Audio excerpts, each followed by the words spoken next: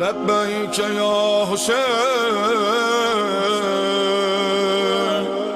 لبیک یا حسین. اعوذ باللہ من الشیطان اللعین الرجیم. بسم اللہ الرحمن الرحیم. الحمد للہ رب العالمین. السلام علی الحسین وعلی علی ابن الحسین وعلی اولاد الحسین وعلی صحاب الحسین. عزیز ناظرین و سامعین، السلام علیکم ورحمۃ اللہ وبرکاتہ. خیر مقدم اور استقبال ہے آپ لوگوں کا program Islam before and after Karbala میں، جہاں ہم گفتگو کر رہے ہیں تصویر اسلام پر کہ وہ کربلا سے قبل اور کربلا کے بعد کیسی رہی.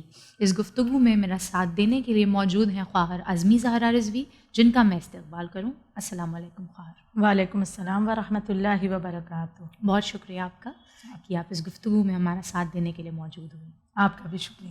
تو خواہر، اولاً سب سے پہلا سوال جو میں آپ سے کرنا چاہ رہی ہوں کہ امام حسن علیہ السلام نے جب حاکم شام کے ساتھ صلح کی، اس کے باوجود بھی جو سازشیں آپ کے ساتھ ہو رہی تھیں، آپ کو زہر دغا سے شہید کیا گیا، اس دوران ہم دیکھتے ہیں کہ امام حسین علیہ السلام کوئی بہت زیادہ ہمیں سامنے نظر نہیں آتے ہیں. تو آپ کا کردار ان تمام چیزوں کے اس تمام وقت میں امام حسین علیہ السلام کا کردار دراصل تھا کیا؟ اعوذ باللہ من الشیطان اللعین الرجیم. بسم اللہ الرحمن الرحیم. جیسا کہ آپ کا سوال ہے اور اس سوال میں اس کا جواب بھی موجود ہے جی. کہ اولاً تو یہ بات کہ امام وقت اس وقت امام حسن علیہ السلام تھے. بالکل. اور جو فیصلہ آپ لے رہے ہیں تو ظاہر سی بات ہے کہ اس میں دین کی فلاح ہوگی، اس میں اسلام کی حفاظت کی کا معاملہ ہوگا، اس میں مسلمانوں کی حفاظت اور ان کے حقوق کی جو بہتری ہوگی، اس چیز کو سوچ کر ایک امام فیصلہ کرتا ہے. یقیناً اولاً تو یہ بات. اور بعد مولائے امیر، چونکہ امام حسن علیہ السلام آپ امامت پر ہیں اور امام ہیں، تو لہٰذا آپ کے پیچھے فالو کرنا آپ کو امام حسین علیہ السلام کے لیے ضروری ہے. یعنی یہاں پر ہم یہ بھی دیکھیں کہ زمانے کے لیے کتنی واضح دلیل پیش کر دی گئی کہ دونوں بھائی امام ہیں، لیکن اپنے اپنے وقت پر. جو امام وقت ہے تو ایک دوسرا بھائی جو آگے چل کر امام ہونے والا ہے وہ بھی انہیں فالو کر رہا ہے، ان کی بات کہیں یہ نہیں کہتے ہوئے نظر آئے کہ ہم بھی تو امام ہیں، ہمیں فیصلہ لینے دیجیے. نہیں، کیونکہ ابھی اس وقت امام وقت کون ہے؟ امام حسن علیہ السلام. اور چونکہ حالات ایسے بن چکے تھے کہ جس میں صلح کرنا ہی ایک بہترین اس وقت کا ڈیسیجن تھا، کہ اس وقت صلح ہی ایک راستہ تھا کہ جس کے ذریعے سے دین کی حفاظت کا کام انجام دیا جا سکتا، مسلمانوں کی حفاظت کا کام انجام دیا جا سکتا تھا. اور یہی تمام مقاصد جو تھے وہ امام حسین علیہ السلام کے بھی تھے. یہی وجہ تھی کہ جب امام حسن علیہ السلام نے صلح کی ہے تو امام حسین علیہ السلام اس پر راضی تھے، اور آپ نے خاموش رہ کر کے اپنی یہاں پر رضایت کو مطلب اس طرح سے پیش کیا کہ یعنی میں اس بات پر کس طرح سے راضی ہوں.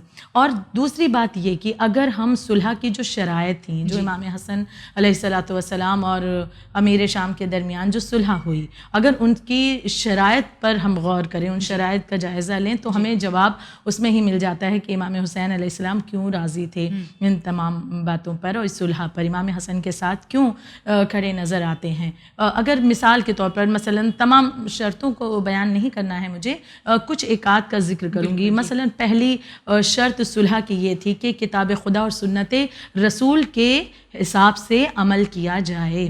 یعنی یہ بات اپنے آپ میں ایک وضاحت رکھتی ہے کہ اس سے پہلے کتاب خدا اور سنت رسول پر عمل نہیں کیا جا رہا تھا.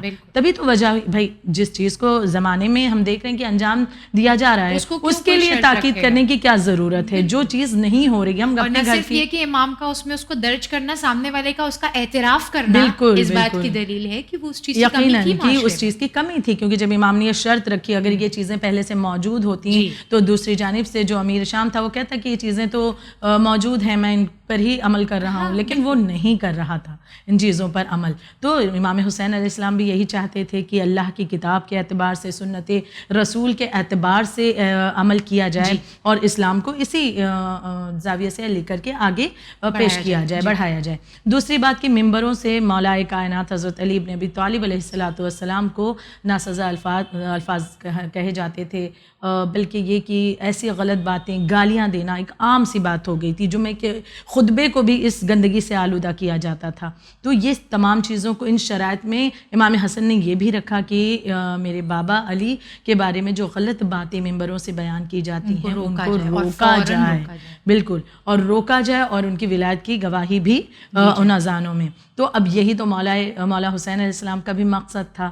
پھر ایک شرط کا اگر ہم ذکر کریں کہ جو بھی محب اہل بیت ہیں ان کی حفاظت ہو, کیونکہ معاملہ یہ تھا کہ امیر شام جو بھی اہل بیت کے چاہنے والے تھے ان پر ظلم کر رہا ہے, تشدد کر رہا ہے, تو اب یہ شرط رکھنا ضروری تھا کہ ان کی بھی حفاظت ہو جائے. مولا حسین بھی یہی چاہتے تھے.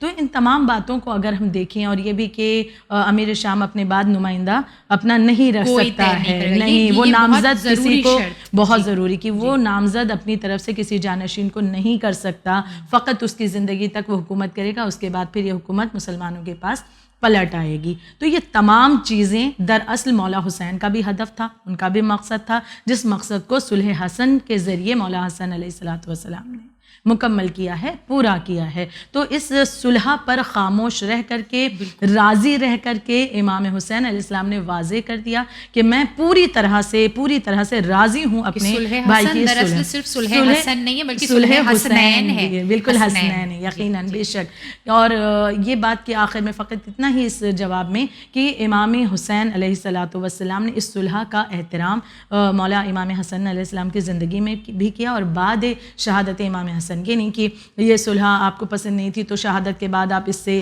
ہٹ کر کچھ نئی چیز پیش کر دیتے, نہیں, اس کے بعد بھی آپ نے صلح کا, ان شرائط کا احترام کیا تھا.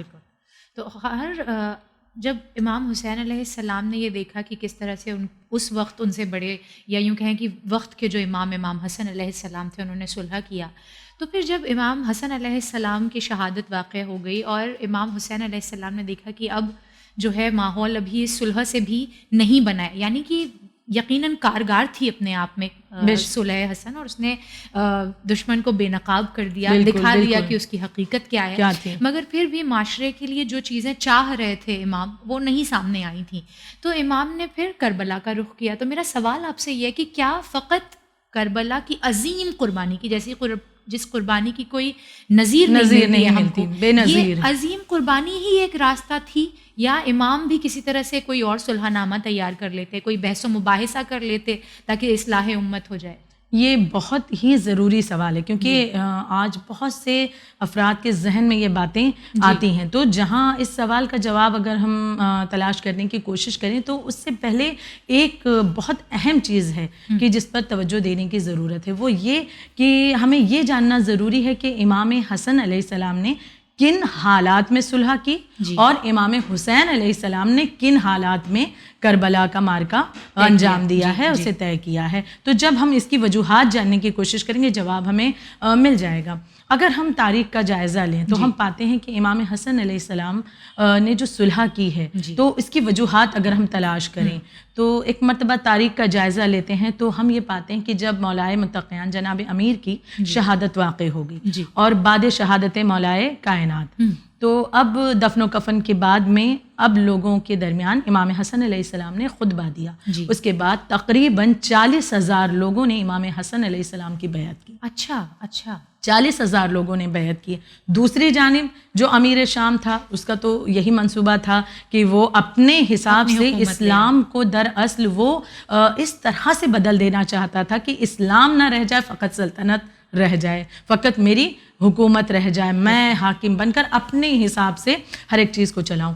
تو اسی کے ماتحت اس نے مولائے امیر کی شہادت کا جو منصوبہ ان کے قتل کا بنایا, وہ تمام چیزیں. لیکن اب جب وہ دیکھ رہا ہے کہ بعد امیر امام حسن کی طرف لوگ بڑھ رہے ہیں تو اب اس نے آمادہ کیا ہے لشکر کو. 60,000 کا لشکر اس نے آمادہ کیا, ترتیب دیا ہے کہ امام حسن علیہ السلام سے جنگ کے لیے. اب یہاں ایک نقطہ اور بہت ہی قابل توجہ کہ بہت سے لوگ یہ کہتے ہیں کہ امام حسن علیہ السلام پر تہمت لگاتے ہیں، الزام لگاتے ہیں کہ امام حسن علیہ السلام تو جو تھے وہ جنگ سے بڑا دور دور رہتے تھے، یا معاذ اللہ آرام پسند تھے، یا معاذ اللہ ان کا دسترخوان مشہور ہے اس لیے کھانے کھلانے میں لگے رہتے تھے، شوقین تھے کھانے۔ جبکہ اس بات پر ہی غور کر لیا جائے تو یہاں پر تو سخاوت آپ کی سامنے آ رہی کہ کتنے سخی تھے کہ بھوکوں کے لیے کس طرح سے انتظام کیا ہے، کہ مطلب فقط یہ نہیں کہ کوئی روکھا سوکھا کھانا، بلکہ اس قدر بہترین انتظام غریبوں کے لیے، بھوکوں کے لیے کرتے تھے۔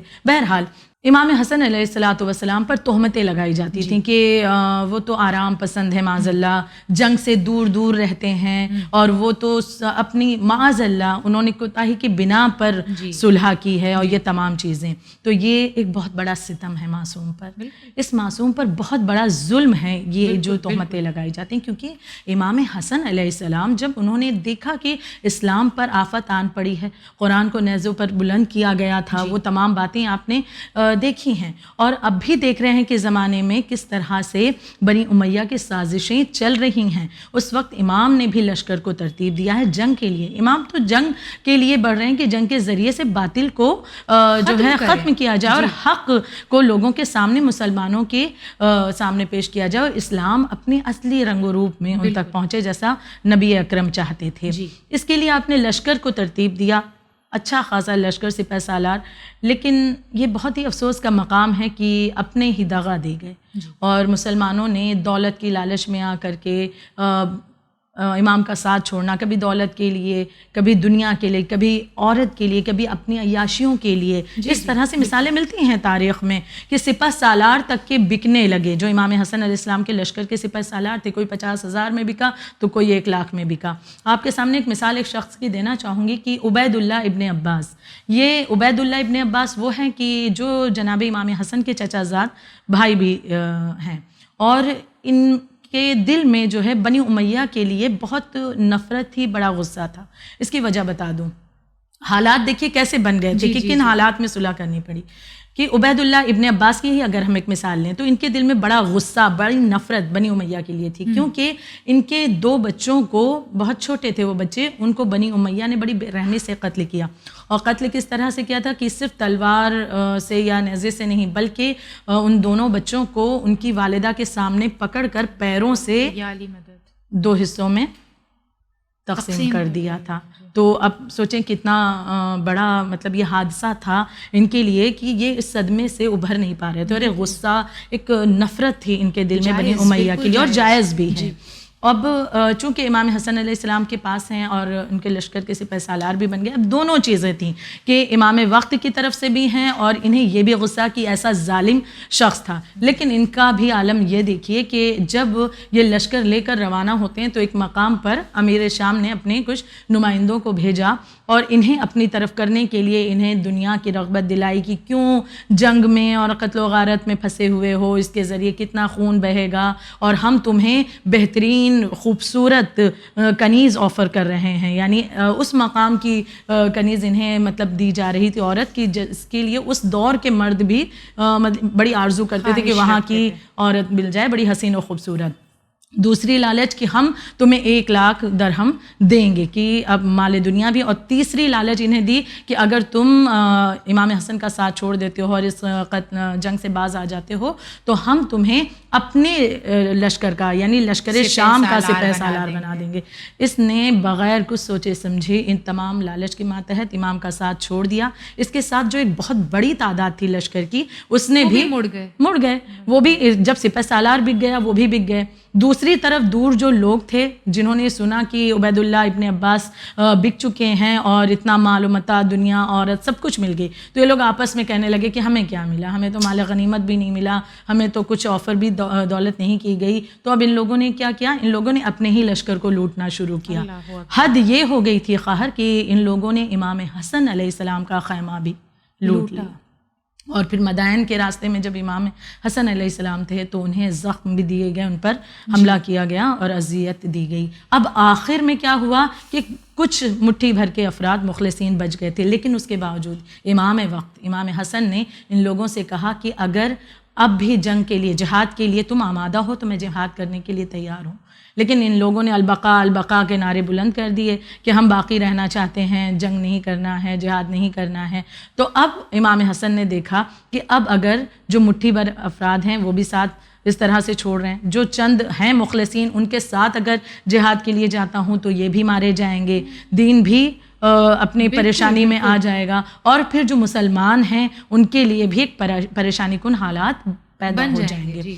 اور ایک بڑا فیکٹر، یہ تمام باتیں آئیں، پھر ایک بڑا فیکٹر کہ امیر شام نے اپنی طرف سے یہ مطلب باتیں بھیجی، پیغام بھجوایا کہ میں خود بھی صلح کرنا چاہتا ہوں. کیوں؟ کیونکہ وہ جانتا تھا کہ تمام تر میں کوشش کر لوں، لیکن اگر ان کی موافقت نہیں ملتی امام حسن کی تو تمام چیزیں میری بیکار ہیں. تو اپنی طرف کرنا چاہتا تھا. اس نے صلح کے لیے پیغام بھیجا اور ایک کوڑا کاغذ بھیج دیا کہ اس پر شرط جو بھی شرائط آپ لکھ دیجیے، یعنی اپنی فراخ دلی کو پیش کر رہا ہے، جبکہ اس کے دل میں چور موجود تھا کہ کچھ بھی لکھ لیں، مجھے آگے چل کے انکار کرنا ہے، مجھے تو انکار ہی کرنا ہے. لہٰذا اس کے دل میں موجود تھا. بہرحال تو اب جب حالات ایسے بن گئے تب امام حسن علیہ السلام نے صلح کی ہے. یہ حالات تھے. اب دوسری طرف آئیے امام حسین علیہ السلام کا دور، ان سے صلح کا تقاضا ہی نہیں کیا گیا، بالکل ذکر کیا ہی نہیں گیا کہ صلح کرنی ہے، بلکہ ڈائریکٹ کیا ہوا، امیر شام کے مرتے ہی بیٹا اس کا یزید جو کہ بے دین تھا، شرابی تھا، عیاش تھا، غلط کاموں میں ملوث تھا، اس نے ڈائریکٹ گناہوں کا تصور کیا جا سکتا ہے وہ سارے یکجا تھے اس کے اندر پائی جاتی ہیں. اس نے کیا کیا کہ اس نے ڈائریکٹ یہ پیغام بھجوایا کہ حسین سے بیعت لو ورنہ ان کا سر قلم کر کے میرے خدمت میں لے آؤ. یعنی صلح کا کہیں پر تقاضا ہی نہیں ہے، ذکر ہی نہیں ہے. تو اب معاملہ یہ ہوا کہ بیعت کا، تو اب یہ چیز بالکل واضح ہے کہ جہاں پر دشمن بیعت کا سوال کرے، اسلام اتنا پیارا دین ہے کہ اگر دشمن جہاں پر صلح کا سوال کرے تو اس سے صلح کر لی جاتی ہے، اور اگر بیعت کا سوال کرے تو انکار کر کے اپنی قربانی پیش کر دی جاتی ہے. اس سے بہتر کوئی دلیل نہیں ہو سکتی کہ اسلام سے بہتر کوئی امن پسند ہے ہی نہیں. بالکل کہ اگر اسلام نے جب بھی تلوار اٹھائی اپنی دفاع میں اٹھائی ہے. بالکل اس سے بہتر اور کوئی دلیل ہو ہی نہیں سکتی کہ اسلام کتنا امن پسند ہے کہ جب تک بات جہاں بھی مطلب پاسبلٹی امکان ہے امن کا وہاں اسلام امن ہی چاہتا ہے، اور اگر تلوار اٹھاتا بھی ہے تو صرف اور صرف اپنی دفاع کے لیے، کیونکہ جان کا بچانا ہر مذہب میں واجب ہے. اور اسی سے جڑتا ہوا سوال کہ جب امام حسین علیہ السلام نے بالآخر کربلا کا رخ کرنے کا فیصلہ کر لیا تو یہ جو فیصلہ تھا اپنے آپ میں، وہ ہم سنتے ہیں تو بڑا چھوٹا سا لگتا ہے کہ امام حسین نے مدینہ چھوڑنے کا فیصلہ کر لیا، لیکن اگر آپ امام حسین کی جگہ اپنے آپ کو رکھ کر دیکھیے تو وہ گلیاں جہاں پر رسول اللہ کی کبھی زلفوں میں ہاتھ دے کر آپ ان کو ناقہ بنا کر ان کے کاندھوں پر سوار ہو جاتے تھے، جہاں بارہا رسول اللہ نے اپنے شانوں پر بلند کر کر کے دکھایا کہ حسین و منی و انا من الحسین، جہاں ان کی ماں کی مزار ہے، جہاں ان کے نانا کا مزار ہے، اس شہر کو چھوڑنے کا فیصلہ اپنے آپ میں کوئی چھوٹا فیصلہ نہیں تھا. تو امام حسین علیہ السلام نے جب یہ اتنا عظیم فیصلہ لیا اور لوگوں تک یہ خبر پہنچی کہ نواسۂ رسول مدینے کو چھوڑ رہے ہیں، تو یہ ایک چھوٹا سا فیصلہ جو بظاہر چھوٹا سا نظر آتا ہے، یہ اپنے آپ میں کتنی حکمت پوشیدہ کیے ہوئے تھا، اور اس ایک فیصلے نے کیا کچھ کر دکھایا وہ آپ یہاں پر بیان کریں. بے شک اس میں مولا کے اس فیصلے میں، اور یہ فیصلہ آسان نہیں تھا، بہت ہی حکمت چھپی ہوئی ہے. اس بات کو ہم یوں سوچنے کی کوشش کریں کہ انسان اپنا وطن کب چھوڑتا ہے وطن اپنا، جب اسے یہ امید ہوتی ہے کہ جس مقام پر وہ جا رہا ہے وہاں اس کے لیے بہت اچھی آرام و آسائش کی زندگی ہوگی، وہاں پر اس کی آرام کے لیے اس کی بہتر زندگی کے امکانات زیادہ ہوں گے، تب انسان اپنے وطن کو چھوڑتا ہے. مولا حسین کا سفر، آپ نے وطن کو چھوڑا کیا کہیں کسی آرام کے لیے، آسائش کے لیے نہیں، وطن جب چھٹا ہے تو فقط نانا کی امت کی اصلاح کے لیے، نانا کے دین کو بچانے کے لیے. اور اس میں بہت سی حکمت پوشیدہ ہے. امام کا مدینے سے نکلنا، پھر مکہ آنا، اور پھر پورا طویل سفر، اس میں ہر پڑاؤ پر ہم دیکھیں، اگر توجہ دیں اور غور کریں تو خود ہمارے ذہنوں میں یہ باتیں آتی ہیں، تازہ ہوتی ہیں کہ کتنی بڑی حکمت امام کی موجود تھی. کہ اگر ہم یہاں سے آغاز کریں کہ امام نے جب مدینہ چھوڑا تو امام کا وطن چھوڑ دینا اور پھر اس سفر کے لیے نکلنا، اپنے عزیز و اقربا کو لے کر کے، مستورات بھی جن میں ہیں تمام کو لے کر کے نکلنا، تو یہاں پر معاملہ یہ تھا کہ یزید نے مدینے میں امام کے قتل کا مصمم ارادہ کر لیا تھا، پورا پختہ ارادہ اس کا ہو گیا، اس نے پیغام بھی بھجوا دیا تھا اور امام کو اس بات کی اطلاع ہو چکی تھی کہ مجھے مدینے میں قتل کرنے کی پوری سازش رچی جا چکی ہے۔ مدینے کی حرمت جو ہے پامال نہ ہو، اس لیے امام نے ان گلیوں کو چھوڑا، اس وطن کو چھوڑا جہاں پلے بڑے، بقول آپ کے کہ ابھی آپ نے کتنی خوبصورتی سے اس بات کو کی واقعی ایک منظر کشی کر دی کہ جہاں پر انسان پلا بڑا، کتنی یادیں وابستہ ہوتی ہیں وہاں سے، جہاں پر اماں کا مزار ہے، نانا کی قبر مبارک ہے، کہ جہاں پر صبح و شام حاضری دیتے تھے، جا کر اپنا دکھ درد بیان کرتے تھے، لیکن اب بے وطن ہونے کا ارادہ کر لیا ہے کیونکہ اس مدینے کی حرمت پامال نہ ہونے پائے، اس کی حرمت برقرار رہے۔ دوسری چیز امام کی حکمت یہ تھی وطن کو چھوڑنے کی کہ امام ایک تحریک چلانا چاہتے تھے۔ وہ تحریک کیا تھی؟ اسلام کو بچانے کی۔ اگر امام مدینے میں رک جاتے تو آپ جانتے ہیں کہ آپ کے قتل کا ارادہ کیا جا چکا ہے، آپ کو قتل کر دیا جاتا مدینے میں ہی۔ تو اب جو تحریک امام چلانا چاہتے ہیں، اسلام کو بچانے کے لیے جو انقلاب برپا کرنا چاہتے ہیں، جو شمع روشن کرنا چاہتے تھے، وہ جلنے سے پہلے ہی جو حرارت دلوں میں پیدا کرنا چاہتے، بالکل، تو وہ شمع جلنے سے پہلے ہی گل ہو جاتی، یعنی وہ معرکہ فتح ہونے سے پہلے ہی معاملہ ختم ہو جاتا۔ تو امام کو تو ابھی اس تحریک کو مکمل کرنا تھا، اس انقلاب کو اپنی کامیابی تک پہنچانا تھا، تو لہٰذا امام کو یہ گوارا تھا کہ وطن چھٹ جائے لیکن میرے نانا کے دین کو بچانے کے لیے جو کچھ مجھے کرنا پڑے میں اسے انجام دوں گا۔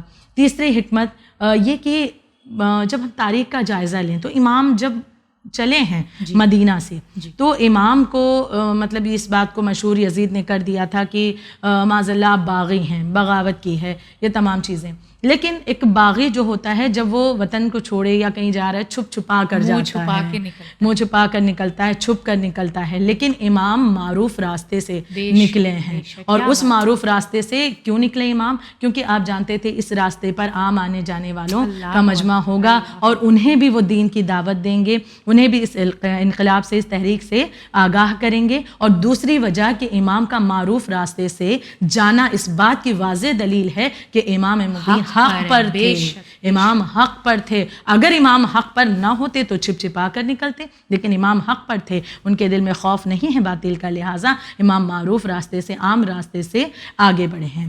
ایک اور حکمت امام کی وطن کو چھوڑنے کی، جب امام نے وطن کو چھوڑا تو سب سے پہلے کہاں کا رخ کیا ہے؟ مکہ کا۔ مکہ امام آئے۔ مکہ آنے کا سبب کیا تھا؟ کیونکہ مکہ میں مسلمانوں کی سب سے بڑی گیدرنگ ہوتی تھی اور دنیا بھر کے مسلمان وہاں اکٹھا ہوتے تھے، تو امام جانتے تھے کہ جب میں وہاں جاؤں گا تو وہاں بھی میں ان لوگوں کو اپنے اس انقلاب سے آگاہ کروں گا، اور یہ جو اسلام دلدل میں امیر شام کی سازشوں اور اس کے بعد اس کے بیٹے کی سازشوں کی وجہ سے جا رہا ہے، قرآن کو کھیل بنا کر کے رکھ دیا ہے، ان تمام باتوں سے ان لوگوں کو جو بیت اللہ کی زیارت کے لیے آئیں گے انہیں بھی آگاہ کیا جائے گا۔ اور امام کا جانا وہاں پر، جس کا نتیجہ یہ ہوا کہ جب لوگوں کو پتہ چلا جو بیت اللہ کی زیارت کے لیے آئے تھے تو وہ امام کی خدمت میں آتے، امام سے کلام کرتے، امام سے باتیں ان کی سنتے، یہاں تک کہ بہت سے افراد امام کی باتوں کو قلم بند بھی وہاں کرتے جاتے تھے، اور وہ روایتوں کو اس طرح سے ایک کہیں کہ بالکل سیو کر کے رکھا جا رہا ہے، اس طرح سے قلم بند کیا جا رہا۔ تو امام کی یہ حکمت بھی تھی کہ وہاں پر پہنچنے کے بعد ایک عام مجمع ہوگا کہ جو دنیا بھر کے مسلمان انہیں بھی آگاہ کیا جا سکے۔ اور پھر ایک حکمت کہ امام کا وطن سے نکلنا، کب نکلے امام؟ 28 رجب سن 60 ہجری، اور کربلا آپ کب پہنچے ہیں؟ 2 محرم سن 61 ہجری۔ ایک لمبا عرصہ ہے، تقریباً 5.5-6 مہینے کا وقفہ۔ اس طویل عرصے میں امام نے پورے راستے تبلیغ کا کام انجام دیا، لوگوں کی ہدایت کا کام، اور سب سے اہم فیکٹر جو ہے کربلا برپا ہونے کا، امر بالمعروف اور نہی عن المنکر، لوگوں کو نیکی کی ہدایت کرتے رہے، برائی سے روکتے رہے، یعنی ایک اچھا خاصا وقفہ ملا۔ اس میں جو لوگ بھی امام کو جوائن کرنا چاہتے تھے، امام کی طرف آنا چاہتے تھے، انہیں بھی موقع ملا کہ امام تک پہنچے۔ تو یہ تمام حکمت عملی ہے کہ جو وطن کو چھوڑنے کے پیچھے۔ امام کا یہ کہنا کہ میں اصلاح امت کے لیے نکلا ہوں، یہ جملہ جب آپ نے اپنے بھائی محمد حنفیہ سے کہا ہے کہ میرا جو مقصد ہے وہ کوئی جنگ، کوئی خروج نہیں ہے، بلکہ فقط اور فقط اپنے نانا کی امت کی اصلاح میرا مقصد ہے، یہ جو جملہ ہے یہ تو زبانی طور پر ہم سنتے ہی رہتے ہیں، مگر آپ مجھے یہاں پر اس کی عملی دلائل بتائیں کہ امام نے ہر قدم پر اپنے عمل سے کس طرح سے اس بات کو ثابت کیا ہے؟ آپ کے سوال کے جواب میں سب سے پہلے میں اس بات کو پیش کرنا چاہوں گی کہ انسان کو اپنی اولاد سے بڑی محبت ہوتی ہے. ہر انسان اپنی اولاد سے، اور یہ فطرت ہے انسان کی، یعنی نیچرل چیز ہے، یعنی کوئی سکھانے کی ضرورت نہیں ہے، انسان سے لے کر جانور تک میں ہر انسان. اور ایک انسان جتنا زیادہ دین کے معاملات میں بہتر ہوتا ہے اور جتنا زیادہ اچھا ہوتا ہے، اس کی محبتیں اس کے رشتوں کے لیے اور بہتر ہوتی ہیں اور زیادہ ہوتی ہیں. تو ہم جیسے عام انسان اگر ذرا دین کا پاس کرتے ہیں، لحاظ کرتے ہیں، تو ہماری محبتیں ہمارے اپنوں کے لیے عروج پر پہنچ جاتی ہیں. اللہ اللہ کیا محبت مولا حسین کی ان کی اولاد کے لیے تھی، ہم تصور بھی نہیں کر سکتے خواہر کہ کتنی ہم جیسے گنہگار انسان اپنی اولاد سے اتنی محبت کرتے. مولا حسین کو کیا محبت نہیں تھی؟ بے شک بڑی محبت تھی، لیکن اس محبت سے کہیں زیادہ ایک محبت تھی جو ہر محبتوں پر بھاری تھی، وہ ہے اللہ کی محبت. اللہ آپ کو اس جملے کی جزا دے. اللہ کی محبت یقیناً خواہر کی اس محبت کے لیے مولا حسین نے تمام تر محبتوں کو خدا حافظ کہا ہے، سب پر صبر کیا ہے. اور جب امام اپنے نانا کی امت کی اصلاح، بالکل واضح ہے خواہر کہ یہ امت کی اصلاح کے لیے نکلنا ہی تو تھا، کہ اگر اپنے مقصد کے لیے نکلتے امام، اپنے فائدے کے لیے نکلتے، تو کیوں اپنے بچوں کو لے کر جاتے جن سے انسان کو اتنی محبت، اور مولا حسین کو تو بڑی محبت تھی انسانوں سے. اور یہ نہیں کہ انجانے میں لے کے نکل گئے، آپ کو پتہ ہے کہ ان اولادوں کا انجام کربلا کے میدان میں کیا بالکل جانتے ہیں، کیونکہ امام وقت ہیں، علم غیب رکھتے ہیں، آپ جانتے تھے کہ وہاں کیا ہونے والا ہے. لیکن اس کے باوجود بھی امام اپنی اولاد کو لے کر نکلے ہیں. حد تو یہ ہو گئی کہ ایک شیر خوار بچہ، دودھ پیتا ہوا بچہ، اسے لے کر بھی امام اپنے ساتھ چلے ہیں. کہ کتنا انسان خیال رکھتا ہے، اگر بچہ گھر میں کسی کے بہت چھوٹا سا ہو، دودھ پیتا بچہ ہو، تو سب سے زیادہ اٹینشن اسی کو ملتی ہے، سب سے زیادہ خیال اسی کا. سفر پہ بھی نکلتے ہیں تو ساری چیزیں اسی کے آرام کو مد نظر بالکل، اور آگے بھی پہنچ کر وہاں منزل پر بھی اس سے پریشانی نہ ہو، اس بات کا پہلے سے خیال کیا جاتا ہے. بالکل. لیکن مولا حسین اور شیر خوار بچے کو بھی لے کر گئے، گھر کی مستورات کو لے کر کے نکلے ہیں. یہ اپنے آپ میں ایک واضح دلیل ہے، جن کے کبھی کھلے سر نہیں دیکھے کسی نے، حتیٰ کہ آسمان نے نہیں دیکھے کھلے سر. لیکن وہ بیویاں، مولا جانتے ہیں کہ میرے بعد کیا دربدری کا عالم ہوگا، کس طرح بے پردہ پھرائی جائیں گی. لیکن اس کے باوجود امام، یہ امت کی اصلاح کا ہی تو معاملہ تھا کہ امام خواتین کو، بچوں کو اپنے ساتھ اس سفر پر لے کر کے چلے ہیں. دوسری دلیل اس بات کی ہے کہ امام اصلاح امت کے لیے نکلے کہ امام نے مکے کا رخ کیا اور وہاں آ کر کے بھی آپ نے لوگوں کو حق کی دعوت دی ہے اور لوگوں کو امر بالمعروف کیا ہے، نہی عن المنکر، یعنی نیکی کی ہدایت بھی کر رہے ہیں. یہی وجہ تھی کہ لوگ آپ کے نشستوں میں آ کر بیٹھتے تھے، آپ کی باتوں کو سنتے تھے. تیسری دلیل، بہت سے دلائل ہیں، میں چند کا ہی ذکر کر رہی ہوں. تیسری دلیل کہ جب امام کا راستہ حر نے روکا ہے، دشمن بن کر کے آیا ہے، راستہ روکا ہے، تو اگر امام اصلاح امت کے لیے نہیں نکلے تھے اور فقط یہ معاملہ تھا کہ مجھے جنگ کرنا ہے اور وہاں جا کر قتل کرنا ہے، تو حکومت لے لینا ہے، تو امام اتنی طاقت رکھتے تھے کہ ایک حر کیا پورے لشکر کو امام اکیلے نیست و نابود کر سکتے تھے. بالکل.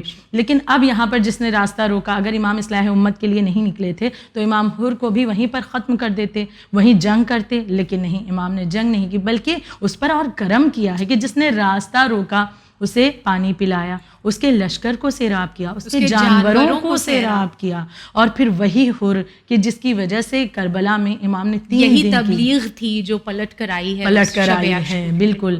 تو 3 دن کی بھوک اور پیاس کے بعد کہ انسان، اگر عام انسان اپنے آپ میں سوچے کہ کسی کی وجہ سے وہ کسی مصیبت میں پڑ جائے تو اسے کبھی معاف نہیں کر پاتا. سمجھایا جاتا ہے معاف کر دیجئے، معاف کرنا بڑا خدا کے نزدیک مصیبت نہیں، لیکن چھوٹی چھوٹی مصیبتوں پر انسان معاف نہیں کرتا کہ جس کی وجہ سے وہ اس مصیبت میں پڑا ہو.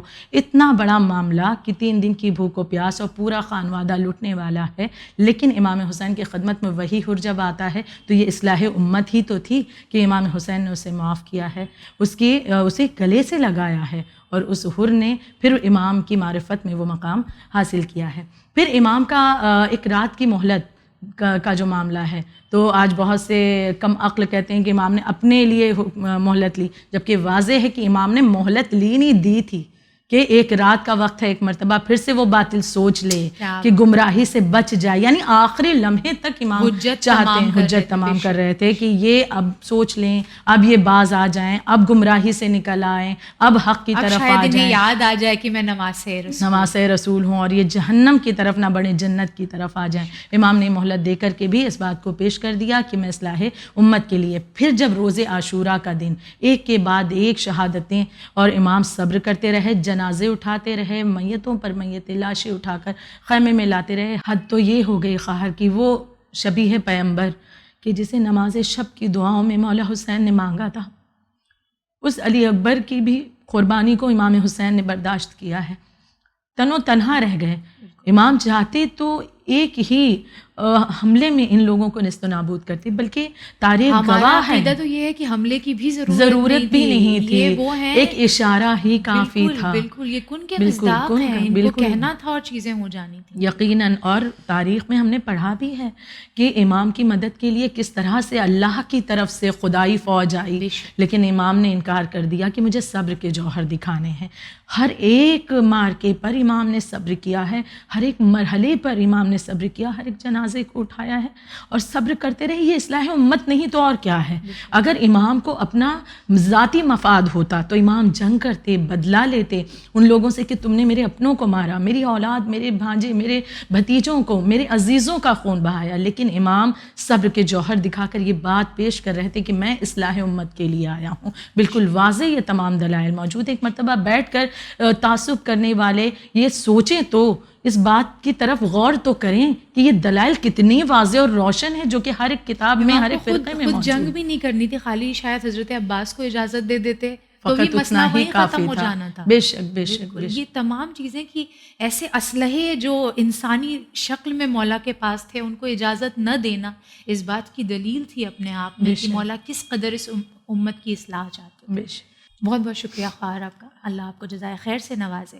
عزیزان محترم، یہ تھا ہمارا program Islam before and after Karbala, جہاں اس ایپیسوڈ میں ہم نے گفتگو کی دوران کربلا وہ تمام عمل امام حسین علیہ السلام کے، اصحاب امام حسین علیہ السلام کے اور اہل حرم کے، جو اسلام اور اس کی تصویر کو نکھارنے میں کہیں بھی پیچھے نہیں تھے اور ہر وہ قربانی دینے کے لیے آگے تھے جو انسان اپنے تصور میں سوچ کر بھی گھبرا جاتا ہے.